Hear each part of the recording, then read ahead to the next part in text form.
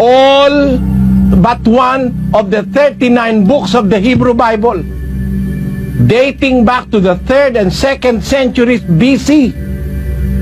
They are the earliest copies of the Bible as we know now is still in existence. Kaya, bakit nakarating yan sa atin?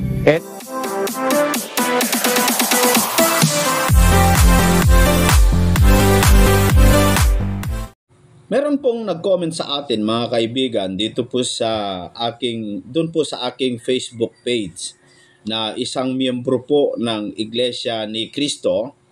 Gusto ko pong basahin po mga kaibigan, no, bago po natin ipakita yung video po ng Iglesia ni Cristo at saka ng ating kapatid na Eli. Ito nanggaling po sa ating kaibigan na basher na Iglesia po ni Cristo ito. Si Don Mar Marigomen. Sabi po niya, sugo si Felix Manalo sa mga wakas ng lupa. Natupad ang mga hula sa kanya.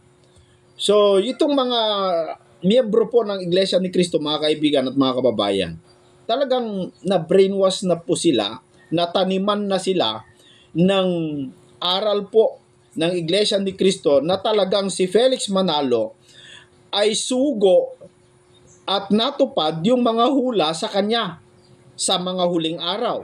So pinapalabas po nila mga kaibigan na si Felix Manalo isa sa mga isinugo ng Diyos sa huling araw. Alam nyo mga kapatid, nakakatawa ito eh.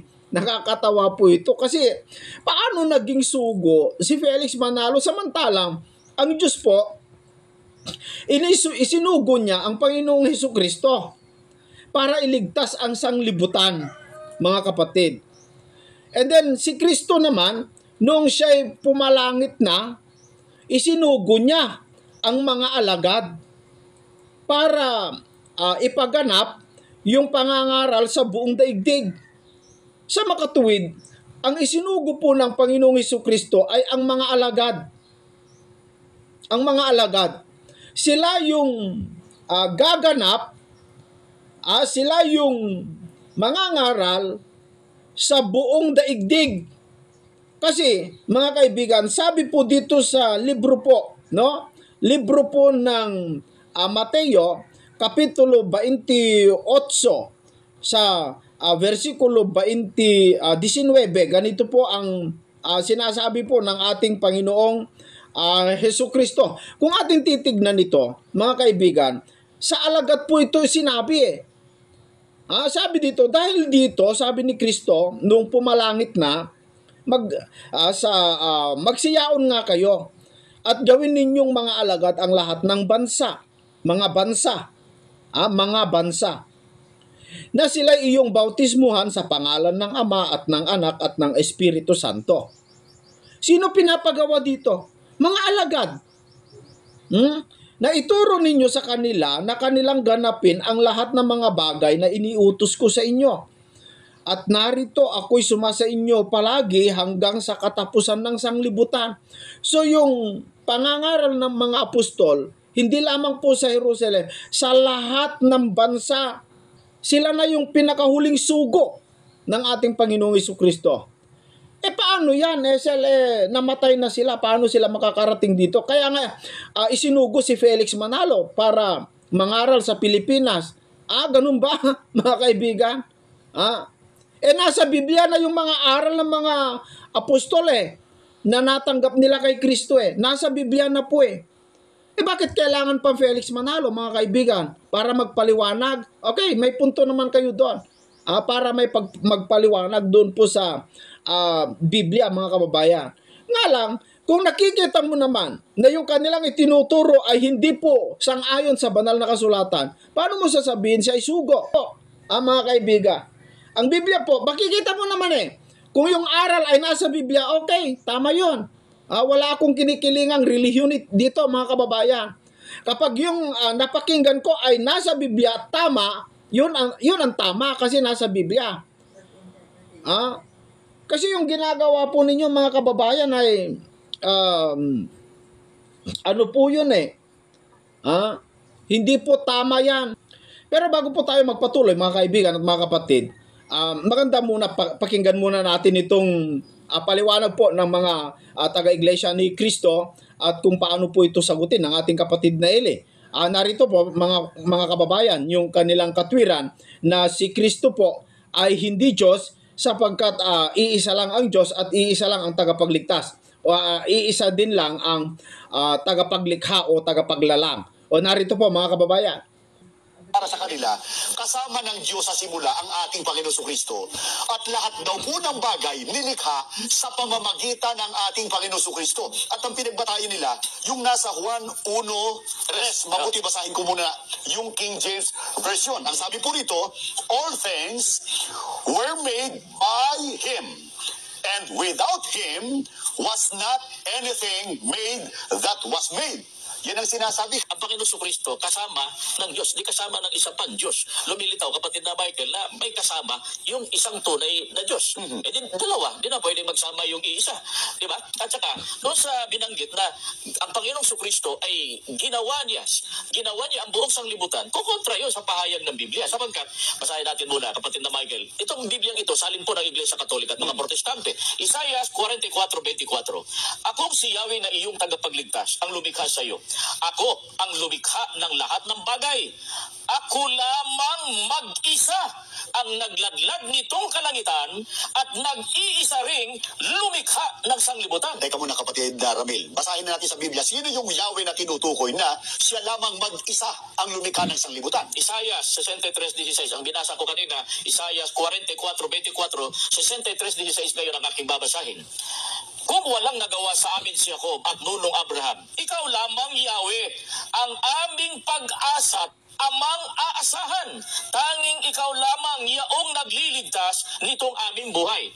Therefore, ang Diyos na tinutukoy na siyang lumikha ng lahat ng bagay, ng langit at ng lupa, ay ang Ama. Pag sinabing ako, kapatid na Michael, Plural or singular? Singular, ho. Pagka sinabing ako, nag-iisa. Sabi nga, nag-iisa, lumikha ng lahat ng bagay.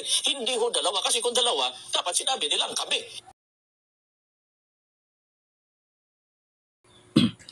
Ngayon, yan po ang kanilang katwiran, mga kababayan. No? Yan po yung kanilang tindig na talagang papatunayan nila na hindi po Diyos ang ating Panginoong Jesucristo. Bakit po kasi, mga kaibigan? Dahil sinabi po na ang Diyos, mag-isa lamang po na nagladlad sa buong daigdig. Wala daw kasama. Kung meron daw sana kasama, dapat sana daw, sabi niya, ay kami ang nagladlad. Ganun sana, mga kababayan. Paano kung mabasa kung ganun nga, mga kapatid? Pero, mas maganda, mga kaibigan, pakinggan natin paano po ito kinumentohan o paano po ito sinagot ng ating kapatid na Eli noong mayroong pong nakipagdebate sa kanya tungkol po sa ganung sitwasyon o ganung aral, mga kaibigan, na isang iglesia ni Cristo din. Pakinggan muna natin ang ating kapatid na Eli. Narito po, mga kababayan. Ilang kami. Wala namang masama ron sa nakalagay sa talata. Di naman sinasabi nun si Kristo'y tao eh. Ang sabi ron ng Panginoon, sabi ng Panginoon, ako yung manunubos na ganyo sa'yo mula sa bahay bata. Ako ang Panginoon na gumagawa ng lahat ng bagay, na nagladlad na mag-isa ng langit. Talaga naman mag-isa siya nagladlad ng langit eh. Bakit? Tanungin nga natin si Kristo. Panginoon sa Kristo, tinulungan mo ba ang Diyos nung magladlad ng langit? Basahin natin ang 8 ng Kawikaan, 22. Inari ako ng Panginoon sa pasimula ng kanyang lakad, bago pinasimulan ang kanyang mga gawa ng una. Ako'y nalagay mula noong araw, mula nang walang pasimula, bago nalikha ang lupa. Ako'y nailabas nang wala pang mga kalaliman, nang wala pang mga bukal na sagana ng tubig. Bago ang mga bundok ay nalagay, bago ang mga burol ay ako'y nailabas. Samantalang hindi pa niya nililikha ang lupa, ni ang mga parangman, ni ang pasimulaman ng alabok ng sanglibutan. Nang kanyang itatag ang langit, nandoon ako. Hindi naman pala yung inaangkin na tinulungan niya eh. Sabi niya, nang itatag niya langit, nandoon ako. Sabihin mo naman wala siya ron.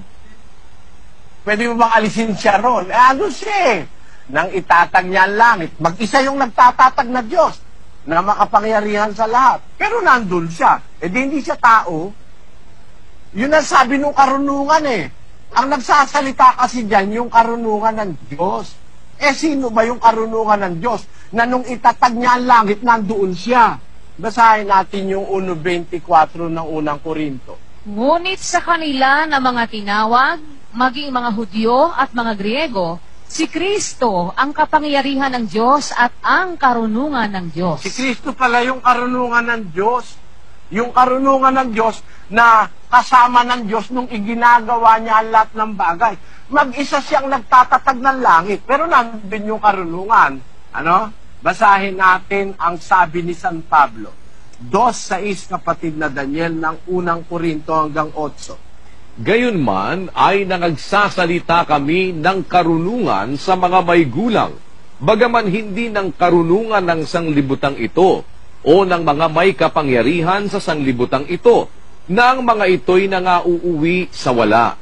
Kundi sinasalita namin ang karunungan ng Diyos sa hiwaga, yaong karunungan na itinalaga ng Diyos bago nilalang ang mga sanlibutan sa ikaluluwalhati natin, na hindi napagkilala ng sino mang pinuno sa sanglibutang ito, sapagkat kung nakilala sana nila, ay di ipinako sa krus ang Panginoon ng kaluwalhatian. Nakita mo? Yung sinasabi ng mga apostol ng karunungan, si Kristo yun eh. Yun ikang karunungan yan, itinalaga ng Diyos bago pa nilalang ang sanlibutan. Hindi, wala pang alikabok na pagkukunan sa tao, nandun na yung karunungan, tinalaga na ng Diyos bago pa nilalang ang sanlibutan. Na yung karunungan yan, di napagkilala ng pinuno ng sanlibutan.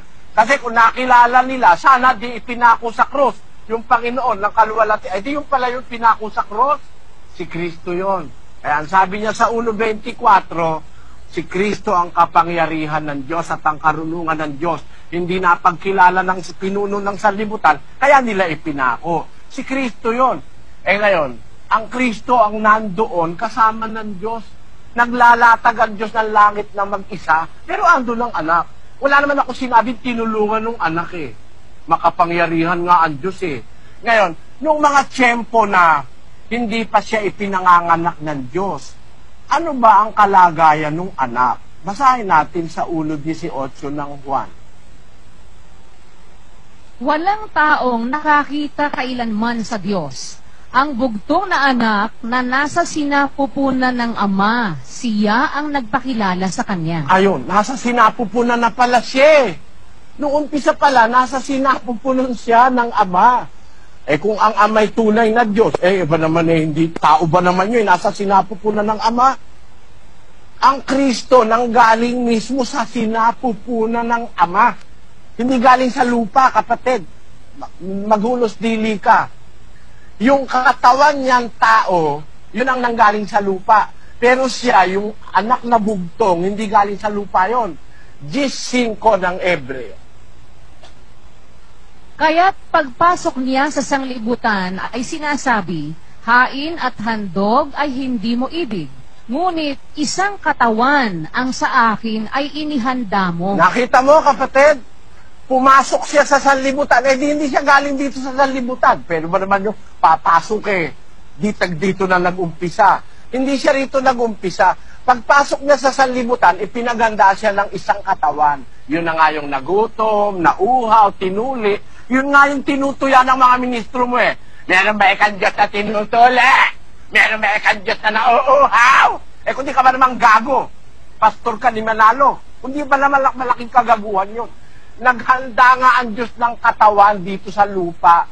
Pagpasok niya sa sanlibutan, galing siya sa sinapupunan ng Ama, may nakahanda ng katawan para sa kanya. Dito sa lupa nag-umpisa yung katawan. Katawan tao yun eh. Pero siya, hindi dito nag-umpisa. Pumasok siya sa sanlibutan. At tunayang galing siya sa Ama, 13 ng Juan.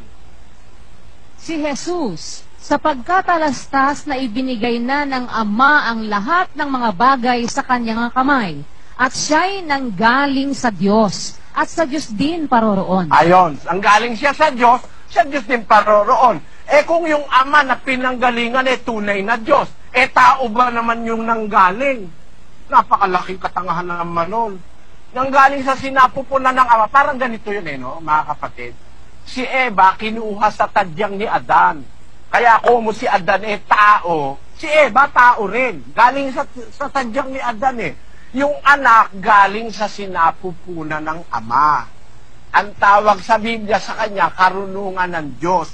Galing siya sa kalagayan ng Diyos. Yun ba ngayon sasabihin mong tao? O ngayon, meron siya binasa sa 43:10 ng Isaias. Basahin natin. Kayo'y aking mga saksi, sabi ng Panginoon, at aking lingkod na aking pinili, upang inyong maalaman at magsisampalataya kayo sa akin, at inyong matalastas na ako nga, walang Diyos na inanyuan na una sa akin, o magkakaroon man pagkatapos ko. Di siya Diyos. Mula noong una, hanggang matapos, hanggang pagkatawala hanggang siya Diyos. Kasama niya yung anak doon sa sinapupunan niya. Ipupwera mo ba yun? Napakatanga mo kapatid pag ipinwera mo yun. Kasama siya nung Ama sa sinapupunan niya. Kaya kung siya man ay Diyos, walang nakauna sa kanya, walang magkakaroon pagkatapos niya. Kasama niya na yung anak sa kanya. Nasa sinapupunan niya yun Marunong ka pa ba kay Juan? Marunong ka pa ba sa mga apostol? Hindi na nga magkakaroon ng iba dahil kasama na siya nung umpisa pa.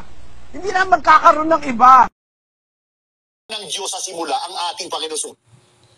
Ayan po mga kaibigan, no? Napakaganda yung paliwanag ni kapatid na Eli so gago daw yung naniniwalang tao si Kristo. Natawa ako doon kay kapatid na Eli. Kung di ka ba namang gago, sabi niya doon sa ba't mo kasi paniniwalaan na si Kristo ay tao? Meron ba taong nakitulad sa tao? Kung tao ka, hindi ka na makitulad sa tao. Mga kaibigan, at saka si Kristo po ay kasama ng Ama nung lumalang ng buong sanglibutan. Siya nga yung kapangyarihan kapangyarihan ng Ama makakagawa ba ng Ama kung wala si Kristo? Kasi napakaliwanag po yung sinasabi po ninyo dyan po sa John 1:3 na kung wala si Kristo, hindi po nalalang ang lahat ng bagay. Kasi si Kristo po ang kapangyarihan ng Ama mga kapatid at saka yung akusasyon nila o argumento nila na hindi Diyos si Kristo kasi meron bang Diyos na namamatay? Meron bang Diyos na nauuhaw? Meron bang Diyos na tinutuli? Kung yun po yung argumento po ninyo para hindi totoo na si Kristo ay Diyos at siya ay tao lamang po, napakahina po.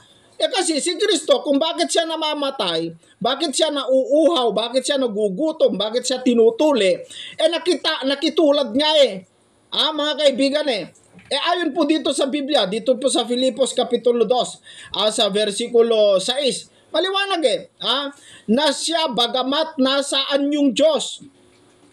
Ano ba mahirap doon? Ay hindi niya inaring isang bagay na nararapat panangnan ang pagkapantay niya sa Diyos. Kundi bagkos, hinubad niya ito. Alin ang hinubad? Yung pagkapantay niya sa Diyos, hinubad niya. Hinubad niya. Mga kaibigan. At nag-anyong alipin na nakitulad sa mga tao. At palibhasa ay nasumpungan sa anyong tao. Di nakitulad. Ano ba mangyayari doon sa tao, na totoong tao? Gaya natin, 'di ba nauuhaw tayo? 'Di ba tayo po ay nagugutom? 'Di ba tayo po ay tinutuli? Maliban lang hindi kayo tuli. Mga kaibigan. Pero ako tuli mga kapatid bakit tinuli si Kristo? Kasi nakitulad nga sa atin makitulad ka tapos hindi mo gagawin yung mga yung hindi. Dapat kung ikaw ay nakitulad, kung ano mangyayari doon sa tinularan mo, ganun din. Namamatay tayo tayo, nakitulad si Kristo sa atin. Hindi man siya tao, pero nakitulad. Di mangyayari din sa atin, sa kanya yung nangyari sa atin, nagutom, nauhaw. Ano bang klaseng argumento yan, mga kaibigan, mga kapatid? Hindi po tao si Kristo. At tama naman yung sinabi ni kapatid Nelly, mag-isa lang talaga ang Diyos Ama ang nagladlad.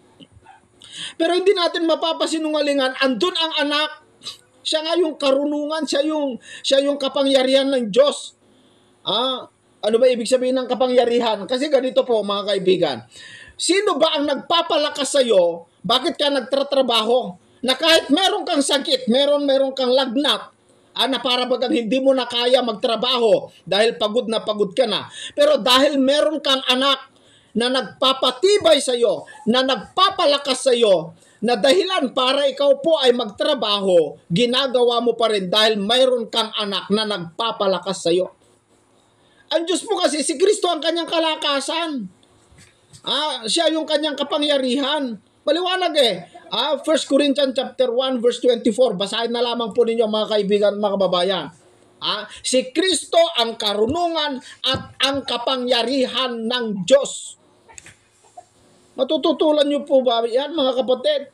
Si Kristo nag-anyong tao. Hindi po siya tao, nag-anyong tao. Sa unang Timoteo kapitulo 3 sa versikulo 16, hindi nyo ito matututulan mga kababayan. May tao ay may banal na nahayag sa laman. O sino yung banal na yon? Meron ba taong banal? Kung hindi ka banalin ng Diyos, meron ba taong banal mga kababayan na galing sa langit? May banal na nahayag sa laman. At walang pagtatalod. Dakila ang hiwaga ng pagka-Diyos o pagkabanal. Sa ibang translation kasi banal Pero dito sa ating ginagamit, sabi dito, at walang pagtatalo, dakila ang hiwaga ng pagka-Diyos. Sino? Yaong nahayag sa laman, pinapaging banal sa espiritu, nakita ng mga anghel, ipinangaral sa buong bansa, sinampalatayanan ng sanglibutan, tinanggap sa itaas, sa kaluwalhatian. Wala naman iba kundi si Kristo yan mga kaibigan tapos sabihin mo tao. Ano bang logic nun? Yung mga binabasa po ninyo, hindi naman sinasabi na si Kristo ay tao Sa 1:3, wala namang sinabi si Kristo tao bagkus doon po sa itaas, nung John 1:1 hanggang 2, sinasabi yung verbo Diyos. At yung Diyos na yon kasama ng iba pang Diyos. Di ba ganon mga kapatid? Basahin natin. Basahin natin para mas maliwanag. Ayaw ko na sana magbasa kasi mahirap buklat-buklat pero para mapatunayan lang natin. Nang pasimula siya ang verbo. Si Kristo yan hindi nyo naman may tatanggi yan At ang verbo ay suma sa Diyos. Di kasama niya, suma sa Diyos. Hindi siya yung Diyos, kundi suma sa Diyos. At ang verbo ay Diyos. Di may Diyos na suma sa Diyos.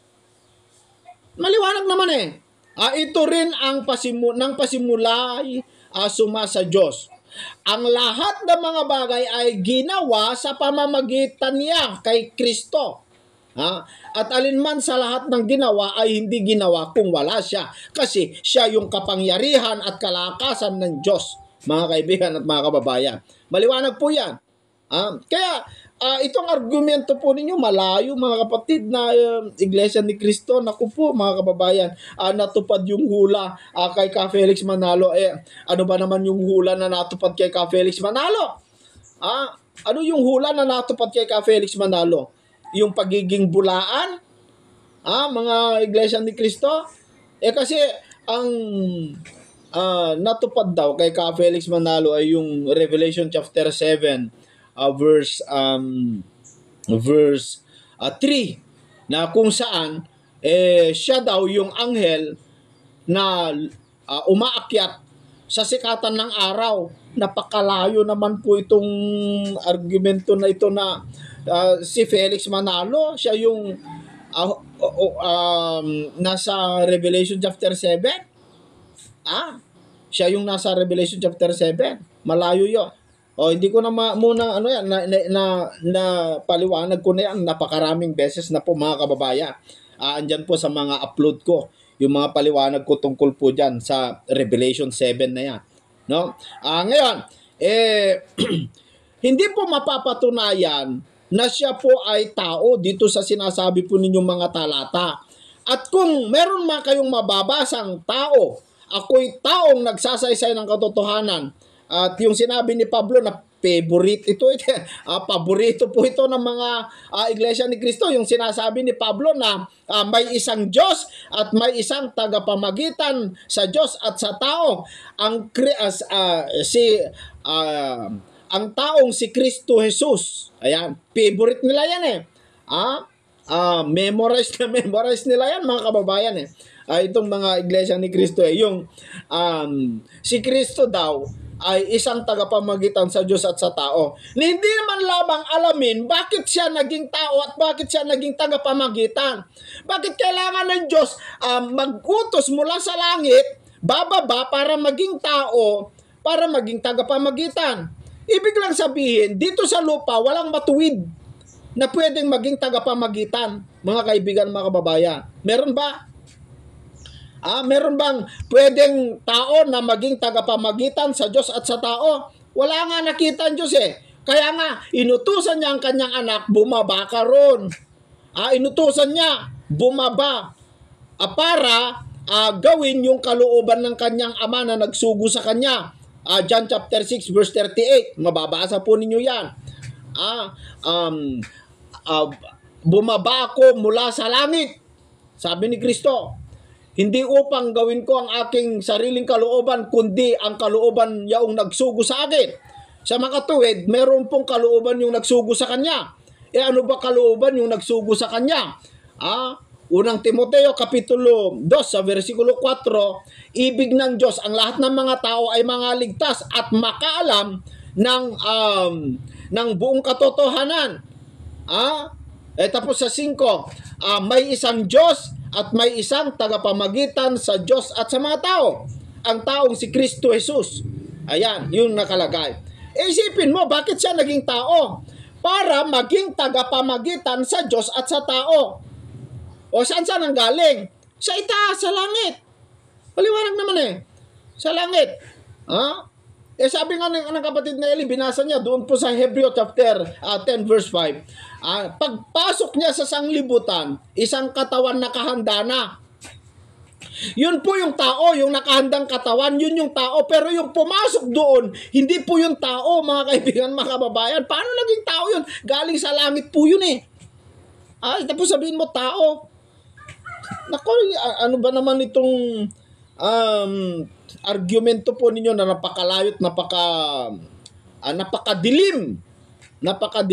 Kasi dilim ang paniniwala din ng mga Katoliko na sila daw ang karugtong. Isa pa naman itong mga Katoliko din na ito na karugtong daw sila ng Panginoong Jesucristo, pero ang ginagawa po nila sa kanilang mga miyembro ay pinagkakasala.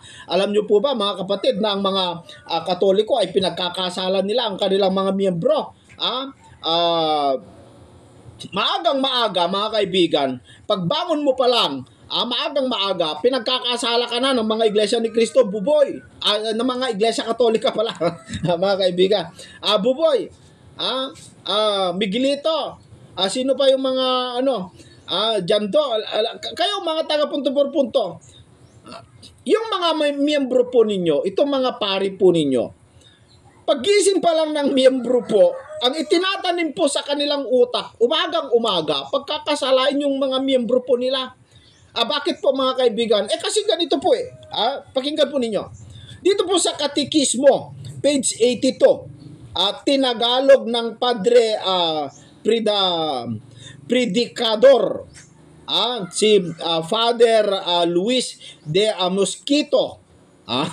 Mosquita. Ayan. Mahirap basahin yung pangalan ng pare, no? Sabi dito sa kanyang pahina, pagbangon mo sa banig ay agad kang manikluhod sa harap ng isang krus o isang mahal na larawan. Okay, tamo, umagang kay ganda ng gising ng mga miyembro po. Pero ang itinatanim itong mga Katolikong pare sa kanilang mga miyembro, ganito, pagbangon nyo sa banig, agad po kayong manikluhod doon po sa larawang inanyuan. Ano ba namang klaseng mangangaral yan? Mga kababayan, ay naku po mga kababayan, mga Katoliko, mga miyembro po, mag-isip naman po tayo. Mag-isip tayo, wag tayo sunod ng sunod. Yung sinusunod natin wala sa Biblia, kontra pa sa Biblia, laban pa sa Biblia yun eh. Bakit? Bakit ko sinasabi yun? Kasi yung nasa Biblia po, bawal po luhuran ang mga larawang inanyuan. 5:8 ng Deuteronomio, basahin natin. Huwag kayong gagawa para sa iyo ng larawang inanyuan. Kawangis ng anumang anyong nasa itaas sa langit, o nang nasa ibaba sa lupa, o nang nasa tubig sa ilalim ng lupa. Huwag mong, take note, verse 9, huwag mong yuyukuran sila o paglilingkuran man sila, sapagkat akong Panginoong mong Diyos ay mapanibughuing Diyos na aking dinadalaw ang kasamaan ng mga magulang sa mga anak sa ikatlo at sa ikaapat na salin ng nangapupuot sa akin. O kita mo, dito mga kaibigan, sabi ng Diyos, huwag mong yuyukuran sila at huwag mong paglilingkuran. Pero ano itong itinatanim po ng mga Katoliko sa kanilang miyembro? Pagbangon mo sa banig, pagbangon mo ng umagang-umaga, agad kang manikluhod sa larawang inanyuan. Yun ang kanilang Ay naku po. Tapos sunod naman ng sunod itong mga Katolikong mga gago. Ay naku po mga kaibigan at mga bayan, sana po maghunos dili po tayo. Kaluluwa po ang ano dito mga kaibigan huwag kang yuyukod sa larawang inanyuan, sabi ng Biblia, pero yung katikismo nila, agad kang manikluhod sa ano ba naman yan? Huwag mong paglilingkuran. Umagang-umaga, pagkagising, habang nagkakape yung mga miyembro po, mga kaibigan, habang humihigop ng kape, yukod ng yukod doon sa larawang inanyuan, krus ng krus yung, pagkatapos at pagkatapos mangurus-kuros, mga kaibigan, itong mga miyembro po ng Iglesia Katolika, dinadamitan, pinaglilingkuran, punas-punasan, damit-damitan, bibigyan ng pagkain, bibigyan ng bulaklak. Di ba paglilingkod yun? Sabi sa Biblia, huwag mong paglilingkuran. Iyan ang tinatanim ng mga Iglesia Katolika, tapos sabihin pa nila sila daw ang karugtong ng ating Panginoong Jesucristo. Napakakapal, anong klaseng kapal yan dyan do? Darwin Gitgano, pari pa naman itong mga kaibigan, mga kababayan. Sana po, makita natin yon. Huwag tayong sunod ng sunod. Kung wala naman sa Biblia at lalo pa ay karumal-dumal sa Biblia, huwag natin gagawin. Bakit? Yung pagsamba sa Diyos-Diyusan, mga kaibigan at mga kapatid, yung pagyukod sa mga larawang inanyuan, kasuklam-suklam po yan sa ating Panginoong Diyos. Basa. Basa. Sabi nga ng kapatid Nelly, basa, no? Dito po sa 1 Peter chapter 4 verse 3, basahin ko po mga kaibigan. Sabi dito, sapagkat sukat na ang nakaraang panahon upang gawin ang hangad ng mga hintil at lumakad sa kalibugan, sa mga masasamang pita, sa mga paglalasing, sa mga kalayawan, sa mga kayamuan, at sa kasuklam-suklam na pagsamba o pagyukod sa mga Diyos-Diyusan.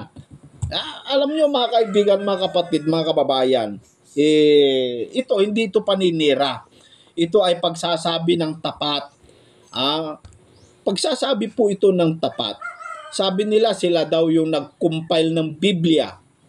Paano mo naman sinasabing ikaw ang nag-compile ng Biblia? Matagal na meron na ng Biblia yan mga kaibigan Tapos sabihin mo ikaw yung nag-compile ng Biblia? Ay nako, mga kaibigan, mga kapatid. Paano ikaw ang nag-compile ng Biblia? Ang Biblia matagal na meron. Yung 5 books, yung tinatawag na Bibliang Israel, yung tinatawag na Torah. Biblia na kasi yun yung 5 books yung Pentateuch, tinatawag nilang Pentateuch. Yung Genesis, Exodus, Leviticus, Numeros, at Deuteronomio, yung 5 na yon. Biblia na po yun Yun yung tinatawag nilang Torah. Na-compile na yun Tapos sabihin nyo, kayo ang nag-compile. Ay, nako. Pakinggan natin itong sinabi ni kapatid Nelly tungkol po sa compilation, mga kapatid. Meron tayong Biblia ngayon sa mundo, isinulat 1,600 years old na nakakaraan. yung Oxyrhynchus Papyrus, yung Codex Sinaiticus, yung Codex Vaticanus. Sinulat yan, 3rd century, 4th century. Mga isinulat na yan. Meron tayong kopya niyan sa mga library sa mundo. Pagkatapos, yung mga Biblia na yan, the existing na yan, ano? Noong 1947, may nahukay sila sa Dead Sea. Doon sa malapit sa Dead Sea. Ang tawag ay Dead Sea Scroll. Yung mga Dead Sea Scrolls na yon, nakatago sa mga malalaking banga, nakasulat sa mga balat ng hayop at saka sa mga iba-ibang pagsusulatan, nakapreserve. Yun naman ay isinulat 200 taon bago ipinanganak ang Kristo. Naisulat na yun, tinago ron. Ngayon, nung matuklasan yon, ang nakakamangha, yung existing na nasa tao na mismo bago nag-1947, bago natuklasan yung Dead Sea Scroll, meron na tayo nung Oxyrhynchus Papyrus, meron na tayong Codex Sinaiticus. Ang katunayan nga, yung Codex Sinaiticus na 1,600 years old, nung pumunta ako sa Great Britain, nakita ko mismo yung kopya doon sa British Library nung Codex Sinaiticus. Yun ay napakatandang Biblia, 1600 taon na ang edad nun. Kaya makikita mo ako dyan, no? Diyan nakadisplay sa British Library yung Codex Sinaiticus na Bibliang isinulat ng kamay na 1,600 taon na ang edad, no? Nung makita yung Dead Sea Scroll nung 1947, so ibig sabihin hawak-hawak na ng sangkatauhan niyang Codex Sinaiticus, yung Oxyrhynchus Papyrus, yung Codex Vaticanus, Codex Sinaiticus, Codex Bubiensis, Codex Washingtonianus, umiiral na lahat yan. Meron ng kopya ang sangkatauhan yan. Nung matuklasan yung Dead Sea Scroll nung 1947. Ngayon, nung kanilang i-translate yung 1947 Dead Sea Scroll, pinagkumpara nila yung nakasulat sa Codex Sinaiticus at saka yung nasa Dead Sea Scroll na libro ni Isaias. Eksaktong-eksakto eh. Parehong-pareho. Bakit nangyari yun? Na iba naman ang nagsulat, magkaibang nagsulat, magkaiba ang kumopya, magkaibang panahon natuklasan. Yung isa natuklasan 4th century, 3rd century. Itong isa natuklasan, nakabaon pa, 1947 lang nung ipanganak ako. Ang layo na nung diferensya, no? At yung natuklasan nung 1947, yung Dead Sea Scrolls, isinulat pala yun 200 taon bago ipanganak si Kristo. Di napakatanda na rin nun. Nung pagkumparahin, parehong-pareho halos. Ayan. Pakibasa mo muna ito, kapatid na Daniel. Opo, 3rd, 2nd centuries BC Dead Sea Scrolls in 1947 in cave at Qumran. 7 scrolls, now revered as the Dead Sea Scrolls, came to light. Written on these scrolls were all but one of the 39 books of the Hebrew Bible, dating back to the 3rd and 2nd centuries BC. They are the earliest copies of the Bible as we know it, still in existence. You see that? They were written in about 3rd or 2nd century BC, before Christ was born on earth. And they are now the earliest copies of the Bible that we have in existence. Yung Dead Sea Scroll, nakasulat dyan ang lahat ng aklat ng matandang tipan, kulang lang ng isa. All but one of the 39 books of the Hebrew Bible, dating back to the 3rd and 2nd centuries BC. They are the earliest copies of the Bible as we know now is still in existence. Kaya, bakit nakarating yan sa atin? Ito dahilan yan sa Awit Kapitulo 12, versikulo 6 hanggang 7, kapatid na Daniel. Ang mga salita ng Panginoon ay mga dalisay na salita, na gaya ng pilak na sinubok sa hurno sa lupa, na makapitong dinalisay. Iyong iingatan sila, O Panginoon, iyong pakaingatan sila mula sa lahing ito magpakailanman. Panalangin ni David na pinakinggan ng Diyos. Sabi ni David, ang mga salita mo, Panginoon, dalisay na salita, parang pilak, makapitong dinalisay, walang kahit anong dumi. Iyong iingatan sila, O Panginoon, iyong pakaingatan sila mula sa lahing ito hanggang sa magpakailanman. Kaya nakarating sa atin yan, iningatan ng Diyos. Biro mo yung Dead Sea Scroll, dinasira ng panahon. No? Panahon pa ni Timoteo at ng mga unang Kristiyano, iningatan na nila yung Biblia na yan. Panahon pa ni David, pinanalangin niya na sa Diyos, pakaingatan mo sila, Panginoon. At iningatan naman ng Diyos para makarating sa ating panahon. Kaya naniniwala ko, yung nakarating sa atin, genuine. Salita ng Diyos. O yan, maliwanag yan, ha? Kayong mga Katoliko na nagko-comment dito sa ating channel, maliwanag. At saka mga kaibigan, mga kapatid, hindi talaga Iglesia Katolika ang nag-compile. Kasi kung magsisiyasat ka, si Jerome, hindi po nag-compile ng Biblia si Jerome, yung pinagmamalaki po ng Iglesia Katolika. Si Jerome po ay nag-translate ng Biblia. Ginawang Latin yung Bible. O ginawang Latin, yun po yung ginagamit po ng mga Katoliko na yung Latin. No? Yun yung trinanslate ni Jerome. Isang pare, mga kababayan. Pero maraming hocus-pocus dun mga kapatid pero hindi po Iglesia Katolika ang nag-compile. Mga kaibigan. Kasi nung una, sabi ko nga, doon po sa Lumang Tipan, na-compile na po yung tinatawag nilang Torah o yung Pentateuch, yung 5 books. Mula Genesis, Exodus, Leviticus, Numbers, and then Deuteronomio. Yung 5 books na yon, compile na yon. Bible na yon, mga kababayan. Biblia na po yon. Kasi noong nangaral po ng mga apostol, ang katunayan, meron ng Biblia noon. Wala pa Katoliko noon. Kasi kung kailan nag-umpisa ang mga Katoliko, noong naanib si Constantine. Si Constantine naman ang pasimuno ng Katoliko mga kaibigan, mga kababayan mag-research kayo sa history. Si Constantine po ang pasimuno. Si Constantine po kasi ay umanib sa iglesia ng Diyos. Pagkatapos, nung umanib po si Constantine, siya po ang naghari-harian. Kaya nabuo po yung tawag na Catholic Church noong isinakay po ni Constantine yung iglesia sa gobyerno, ginawang state of religion.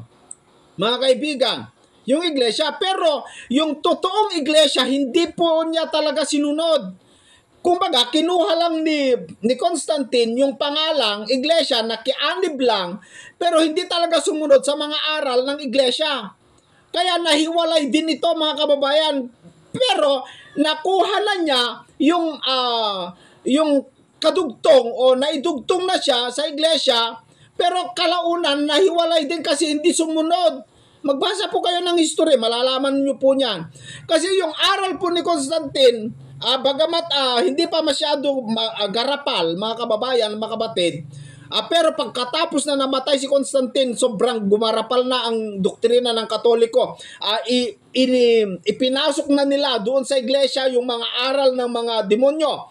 Gaya yung rosaryo, yung purgatorio, yung panalangin sa mga patay, panalangin kay Maria, na si Maria kinuha naman doon po sa litrato ni Semiramis. Ganon din yung Kristo nila, kinuha nila yung larawan niya doon sa anyo ni Saul Invictus, mga kaibigan, mga kababayan. Ganun po yung history, mga kapatid. Kung ikaw ay talaga magkalkal ng historya, mga kapatid, si Constantine umanib po sa iglesia. Tama po yon. Totoo po yun. Umanib sa iglesia, yun po yung nasa kasaysayan. Makinig po kayo. Ganito. Si Constantine umanib doon po sa iglesia ng Diyos. Pero nung nasa loob ng iglesia ng Diyos, pinatawag ang mga obispo. Pero wala na yung mga alagad, yung talagang original na mga iglesia, mga sinaunang iglesia. Parang kinuha lang, pumasok lang ni si Constantine sa loob ng iglesia para masali doon sa pangalan ng iglesia. Pero nung nasa loob na ng iglesia itong si Constantine, binuo niya yung tawag na Catholic Church. Na ang ibig sabihin kasi ng Catholic ay universal. Universal. Yun ang ini-enter niyang pangalan. Pinalitan niya yung original. Kaya, hindi sinabi sa history, pero nahiwalay din. Parang kinuha na lamang po niya yung pangalan na iglesia para masabi na siya ay nakadugtong at siya yung karugtong ng Panginoong Jesucristo. Ganun po yun. Pero pinasok niya yung mga paganismong kultura. Kaya nga ang Iglesia Katolika, mga kaibigan, mga kababayan, ay punong-puno ng paganismong kultura, practice ng mga pagano, mga kaibigan. Yung pagluhod-luhod, yung pagproposisyon, kinuha nila. Pero sa original na talagang Kristiyano nung una, walang ganon. Walang ganon. Kaya nahiwalay. Kaya lang hindi sinabi sa history at kinuha yung pangalang iglesia na sila daw yung karugtong. Napakakapal po naman po ng pagmumukha po ninyo. Kayong mga taga-punto por punto, nakakainis lang talaga ito, mga kaibigan, mga kababayan ito. Tapos sabihin pa nila sila yung karugtong. Tingnan nyo nga yung aral po ninyo kung karugtong kayo. Ano ba naman? May Biblia na, sa panahon ng mga apostol, may Biblia na po noon. Meron na, nga lang, hindi pa yung kompleto kasi wala pa doon yung bagong tipan. Kasi sabi po ni Apostol Pablo, ito, i-analyze nyo lamang po ito, mga kaibigan.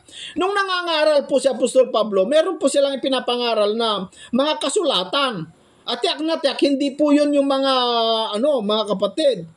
Hindi pa po yun yung mga tinatawag na bagong tipan. Meron pang meron binabanggit ni Apostol Pablo na mga kasulatan.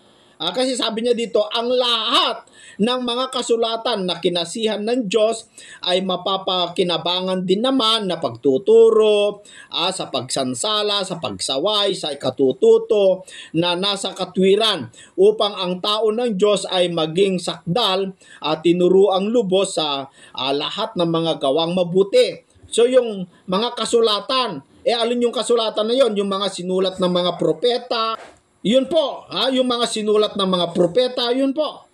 Yung mga kasulatan na yun, mga kaibigan. No? At yung iba pa, si Jerome, mga kapatid, hindi po siya nag-compile, nag-translate. Mabasa naman sa history Ba't nyo ipipilit? Ipilit nyo sa mga gagong hindi nagbabasa ng Biblia yan. Pero tayo, mga kapatid, hindi, wag nyo ipilit sa amin. Kasi nagbabasa kami ng Biblia. Si Jerome, hindi nag-translate, hindi nag-compile. Hindi nag-compile, nag-translate lamang po siya. Translate, ginawang Latin. Yung mga Katoliko ng araw, ayaw nilang i-translate mula sa Hebrew, mula sa Griego, ayaw nilang i-translate patungo sa Ingles. Para hindi maunawaan ng tao, gusto nila Latin lang. Kaya kapag mangaral po ng mga pare ay puro Latin. Ano nauunawaan mo sa Latin? Hindi ka naman Latino. Kaya nung nag-translate sila, William Tyndale, sila, sino pa yung mga nag-translate ng Biblia na sinunog, mga kaibigan, nagalit ang mga Katoliko kasi ayaw mabunyag yung katarantaduan nila Kaya nagalit po itong mga Katolikong pare, idineklara yung Inquisition, kaya napakaraming namatay na Kristiyano noon. Ang pumatay yung mga Katoliko. Hindi nyo naman mapapasinungalingan yan. Nasa history yan hindi naman paninira ito may patunay ako sa history po ninyo. Nandyan din pati sa Catholic Encyclopedia, nandyan din mga kaibigan hindi totoo. Kung kayo man ay karugtong dahil dumugtong po kayo, pinamunuan ito ni Constantine na emperador, umiwalay din kasi yung aral ng iglesia hindi niya talaga sinunod, kundi ipinasok niya, umanib lang siya para may pasok niya yung practice ng mga paganism. Hindi nagtagumpay, humiwalay din ang iglesia, mga kaibigan. Ganun po 'yon. Maganda ito sa live, mga kapatid, para makasagot naman kayo. Baka sabihin po ninyo, hindi naman kasi live yan. Sige, tapikin natin ito sa live, mga kaibigan. Okay, hanggang sa susunod po, mga kapatid. Maraming salamat po sa inyong lahat.